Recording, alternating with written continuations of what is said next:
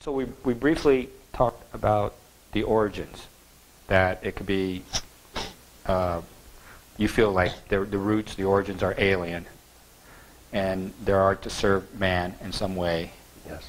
And so with this film and everything for the last 15 years, there's been a lot of short stories and TV shows that use the crystal skull as a plot.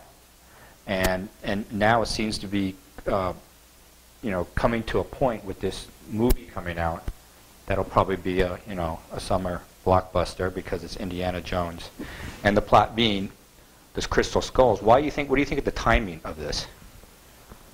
I think it was probably well thought and planned out. You have 2012 right around the corner. The Mayan calendar is taking on a whole almost like industry of its own. Following or leading up to the 2012, the Mayan prophecies, Mayan calendars becoming prominent in the general consciousness, and it was probably I'm sure it was timing on the writers and producers' part to make this movie so close to that time. If they made it in the mid-90s, it may not have had the same impact. The skulls have, it seems like, with the myth of them and their origin, it seems heavily linked to the Mayan civilization, the Central American area, and it gives it more, I guess, contemporary influence. The movie, from what I gather, is about how these skulls had saved humanity in the past.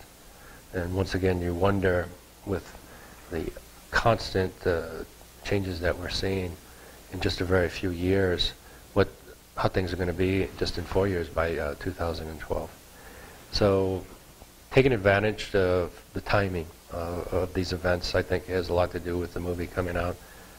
I really would be curious to see if all these Indiana Jones movies were maybe conceptualized in a written form back in the 70s or 80s, or if they went period by period, just like the movie's releases.